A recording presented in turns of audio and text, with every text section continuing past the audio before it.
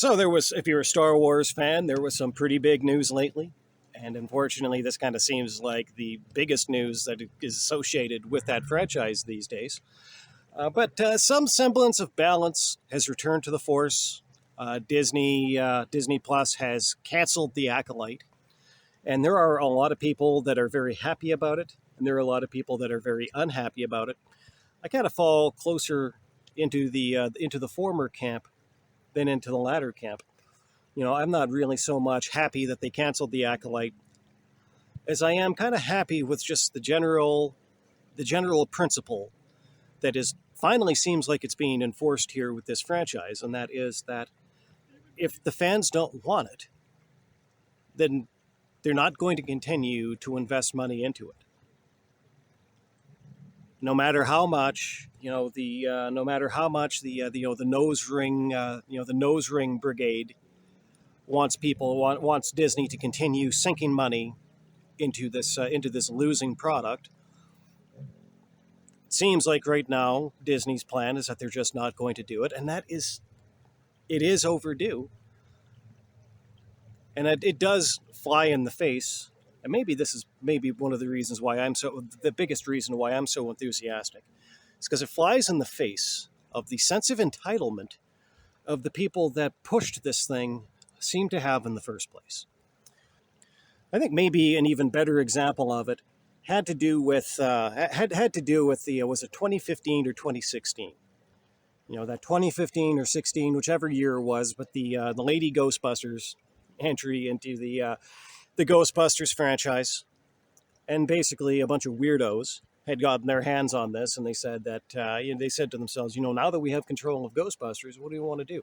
Oh, let's gender swap all the characters and do like the Lady Ghostbusters, which really, in and of itself, was probably not so much a poison pill as a detail that all of the actors that they put into it were all irritating, obnoxious, and insufferable.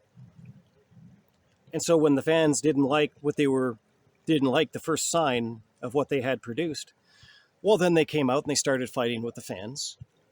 And then the movie went to theaters and it flopped, despite the fact that there were some people that actually tried to make it seem like it was a successful movie and that the fans were happy with it. The fans were speaking for themselves, and they had made it quite clear that they were not happy with it. They didn't pay money to go see it. It didn't perform at the box office, and so then, what should be the natural consequence of that in Hollywood, they turned around and they said, okay, we're going to move in a different direction from this franchise. We're going to move in a different direction with this franchise. And there was one actor in particular. I actually can't even think of her name, oddly enough. But as much as I hate to say it, it was the black one. And when the news broke that they weren't going to get a sequel, she got on her Twitter account and she was like, "Oh yeah, okay, well I guess just fuck us, huh? Like, oh you're gonna let the bigoted fans win," and it's like, yeah, no, that's exactly right. Like, fuck you. Like, the fans have made their decision on the direction that this franchise was going with, and ultimately, what it means is that because there is a fundamental, economic reality underlying the production of this, it basically means that, yeah, you don't get to continue. Like, you don't just get to continue just because you want to. You have to succeed at what you produced. Something that they hadn't even come close to. And so now we're kind of back in the same situation here with Star Wars. So they went to Disney Plus with this Acolyte series. I didn't actually watch it myself, but everything that I heard about it was pretty, it was pretty. Everything that I heard about it was pretty much like a non-starter. Like, they were making huge changes, that were they were making huge changes to the lore effectively, and retconning things from. I mean, admittedly, it was something from. Admittedly, it was from Episode 1. The whole idea that Anakin was the first Jedi to be, to basically, have an immaculate conception, via the Force. Suddenly in this series, there's this whole little This is like this whole little cult of like, lesbian space witches, and that's how they're reproducing and keeping their little cult going is by doing like this whole, these immaculate conceptions, impregnating each other with the force, pretty much just spitting on that whole thing. And not really having all that much care for the detail that by now, I mean, for almost 50 years, fans have been emotionally invested in the lore that has come before. And now suddenly it's just like they're just gonna toss this out the window, uh, because they want to self-insert. That's basically, yeah, that's basically what the whole that's basically what that was. It wasn't anything that actually made a good contribution to the Star Wars lore, made anything any better. It was, one of the worst elements of internet fan fiction, the self-insert. Well, the fans weren't having that, so the fans didn't tune in, and so Disney, I mean, they do have their numbers in terms of hours streamed and whatnot, which I understand is how they make decisions about whether or not these streaming shows are actually making money or not. I mean, obviously, like, it might come forward in some of the subscription numbers, but for the most part, as I understand it, they kind of judge it based on hours streamed. That's how they decide on what not is making them money, and this one just flat out did not. And so they said, okay, yeah, you didn't make money for us, so you're done. And unfortunately, the people that were advocates of this don't seem to feel like they should have to go away so quietly. And so there's this interesting little thing that I've kind of noticed with the circles of the, for lack of any better phrase, the nerd culture community. They kind of push these things forward. And where these people, I suspect, come from, I mean, obviously, they're coming from the area, they're coming from areas of, let's call it, lower effort higher education. People that went off to post-secondary, and they got their, and they got a degree in this, or they got a degree in that. They got a degree in like sociology or women's studies or something like that. Things that didn't really have, areas that don't really have what you would call anything resembling, stringent academic standards. I think it would be a stretch to say that these particular fields have any kind of academic standards at all. But that's kind of where they studied from. And so they come out and they are indoctrinated in things that are taught in these fields. And in the attitude that a lot of these people adopt towards these franchises, and just the entire concept of, content production in particular, they really seem to come out of the body of ideas that emerged from Horkheimer and Adorno. And so Max Horkheimer and Theodore Adorno, they had collaborated, decades ago, and they had kind of dreamed up this idea that they called the culture industry. And what they kind of posited was that it's consumerism that ultimately drives culture.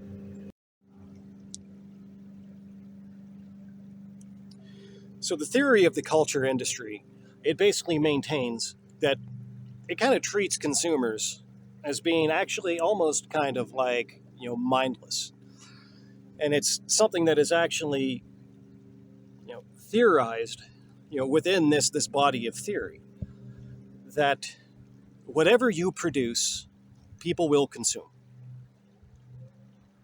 And so as soon as you have control of an industry, then you can use that to basically influence, to influence the culture at large. It is not a theory that really seems to hold a lot of, that really seems to have taken, a lot of note of unsuccessful cultural products such as, the Acolyte. But this is something that these people very much do believe. And actually, um, God, what was that called? A few years ago when there was the meltdown at the video game, what was it, G4?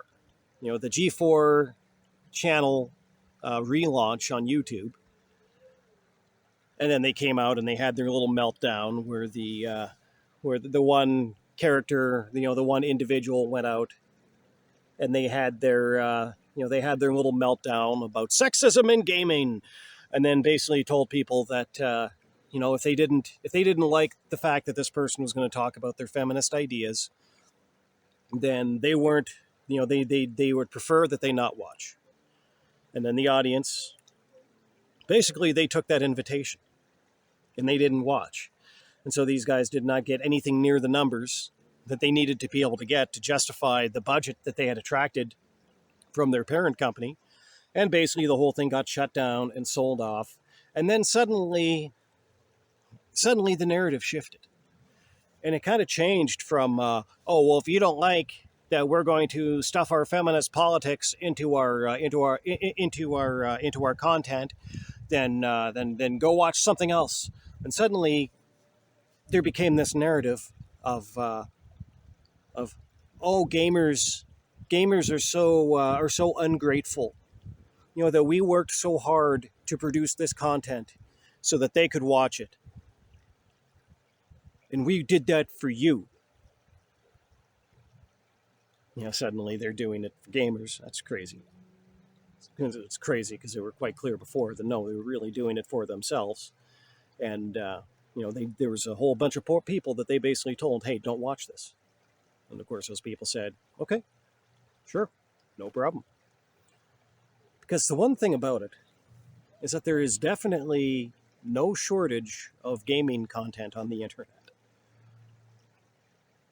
Not only is there no shortage of gaming content on the internet, but there is no shortage of gaming content that might match any one particular person's, preferred, ideological bent, for lack of a better phrase. If somebody wants to find gaming content that reflects their political beliefs, they're going to be able to do that. You're not special just because you're creating that content.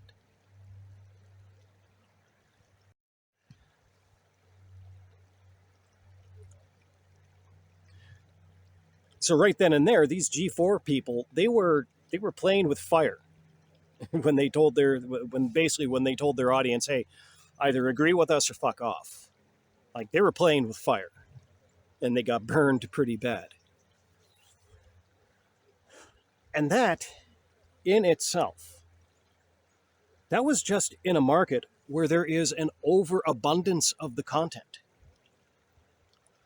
Now, as it pertains to Star Wars, I mean, there has been over, I would say, God, how long has it been now? 7 years?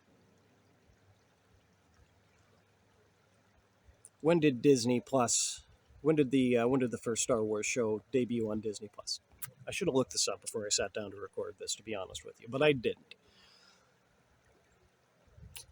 So let's just kind of say, the last 7 years. Well, we can go back the last 10 years because there's been a lot of movies in that area. So over the last 10 years in particular, there has been more new Star Wars content than ever before. But historically, there really has not been like a lot of Star Wars content. As a matter of fact, I kind of feel that maybe that has been to the detriment of the franchise. I remember how special it felt when there was going to be a new Star Wars movie for the first time in almost 30 years, when Episode 1 came out. I mean, and of course, yeah, The Phantom Menace wasn't very good. As a matter of fact, the last time that I went to see it in theaters, I actually, there was somebody in the building pulled a fire alarm for some reason. We all had to get up and leave, and I wasn't really all that bothered, to leave that movie early. Episodes 2 and 3, have a place in my heart. Episode 1, not that great, but the fact that it existed at all at that time felt really special. And then there was kind of this long period of time where there wasn't any new Star Wars TV shows or any new Star Wars movies, for a few years. And then they came out with Episode 7. And then they did the Disney trilogy, which to me has its merits, but was hardly a fan pleaser in the franchise. But the point being that, I mean, historically, with the exception of this past 7 years, no, there has not been, for the good or ill of the franchise, there has not been an overabundance of Star Wars content. So if people who have grown up their entire lives just rabid fans of Star Wars, such huge fans of Star Wars that in a lot of cases, like I know a lot of people that made that like a really big part of their personality, right? They're almost like gimpy from undergrads. If anybody has seen the show, and if you haven't, I recommend that you go see it, and you can probably find it somewhere on YouTube. But people who made Star Wars their entire personality, right? Like that level of fans. And now, if it's getting to the point where there's new Star Wars content and they're just not going to tune in, and in fact, they're going to choose not to tune in, well, then obviously that is, those are not the droids. The people that are making this content. I'm not going to name any names, but whoever that is, hey, these are not the Disney. These are not the droids you're looking for. These are not the people that you want to be plotting the direction of this Star Wars franchise, for probably ever, let alone any time in the foreseeable future. And so basically, these people, who had been kind of taught to believe that if they build it, other people will come, and whatever they put out there, people will just kind of passively consume. They antagonized the audience, and they lost. And now the audience is feeling pretty powerful, as in my opinion, as it should. Because the idea that the audience owes something to the creator, there is some semblance of truth there. That's more along the lines of like the audience owes something to like George Lucas, like the original creator. Anybody who comes after and takes up the mantle of this franchise, they have to recognize how much this franchise also owes to the fans. And if you yourself are creating Star Wars content and your name isn't George Lucas, then quite frankly, you owe everything to these fans.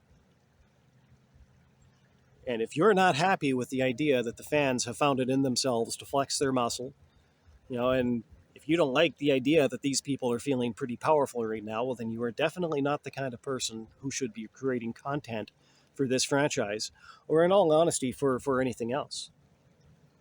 I think maybe my closing thought for the Acolyte will actually kind of come down to something I have thought to be true about a lot of things, is that it might have been something that might have worked as like its own thing. The people who wrote it had the creativity to establish, their own, new franchise or whatever you want to call it, based on their story that they had that they wanted to tell, instead of trying to shoehorn that into Star Wars. They might have done an awful lot better. And now, hopefully, with this black eye of the Acolyte, it's going to be that's going to be in recent memory for quite a while. So maybe now the people who are going to be actually be in charge of Star Wars going forward from this point are going to look at that, learn the lesson, and just say to themselves, you know what, let's make some stuff. Let's get back to making stuff that pleases the fans. Like maybe let's even just go back. Like we don't have to go all the way back to like The Empire Strikes Back. Yeah, at the very least, you could just go back to like, the first 2 seasons of The Mandalorian. Doesn't strike me as that radical an idea. Doesn't really strike me as too much to ask.